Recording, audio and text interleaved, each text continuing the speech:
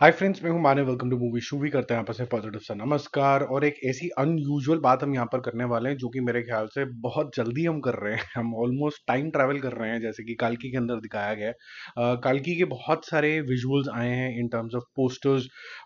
एक आध एक करके कैरेक्टर इंट्रोडक्शन भी होता चला जा रहा है, और जिससे हमें ये समझ में आ रहा है कि इसका हमारे हिस्ट्री से क्या लिंकेज होगा, फ्यूचर में क्या होने वाला है, और कैसे काल्की का अवतार हमें दुनिया को बचाएगा। ये सारी चीज़ें यहाँ पर घोट के पिलाई जाएंगी, और धीरे धीरे एक ऐसा प्रोलूड भी आएगा, एक किस्म का एक ऐसा इंट्रोडक्शन भी आएगा जो कि एनिमेटेड सीरीज होगा, जो ये बताएगा कि एक्चुअली में यहाँ पर क्या लस्सी घुलने वाली है, जो कि आपको काफी ज्यादा स्वाद लगेगी।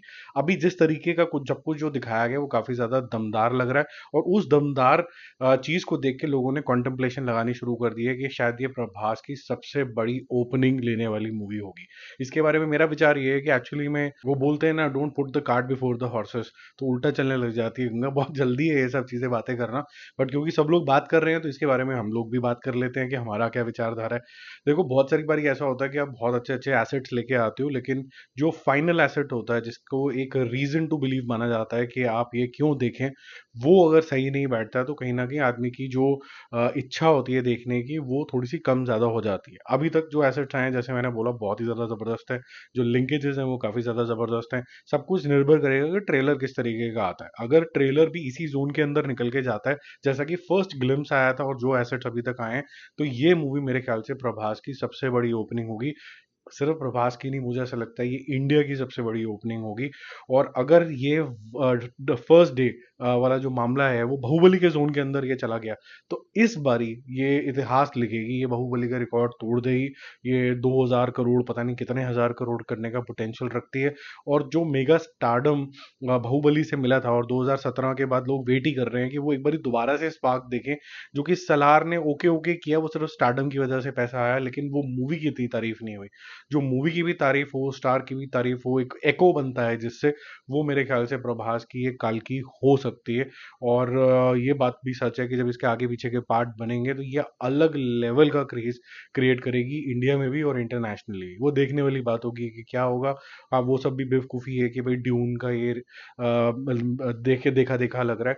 देखो, एज हिंदुस्तानी ये बाहुबली के लिए भी ट्रू था।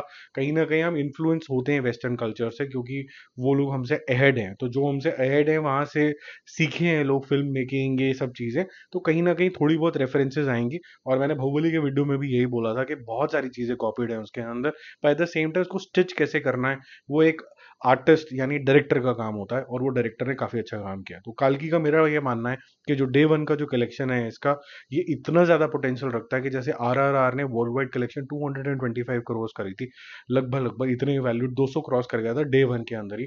ये 300 वाला मामला हो जाएगा अगर इसका ट्रेलर सही जगह पे लैंड कर गया तो। और फिर then the sky is the limit यार। 300 अगर एक 250 300 अगर एक ही दिन के अंदर आ गए, तो फिर तो आप समझ लीजिए कि क्या ही इसको रॉकेट लगने वाले। तो मुझे ऐसा लगता है कि आरआरआर का रिकॉर्ड तोड़ेगी फॉर श्योर। और उसके बाद ये मूवी कहाँ तक जाएगी, वो देखने वाली बात होगी। वो डिपेंड करेगा आप पे कि आप फर्स्ट डे फर्स्ट शो में ट्रू तरीके का फीडबैक क्या देते हो। या ये आदि पुरुष के जोन के अंदर चली जाएगी, बहुत हाई जाएगी, और फिर भी 4.5 100 करोड़ के आसपास आके फिर ये खत्म हो जाएगी।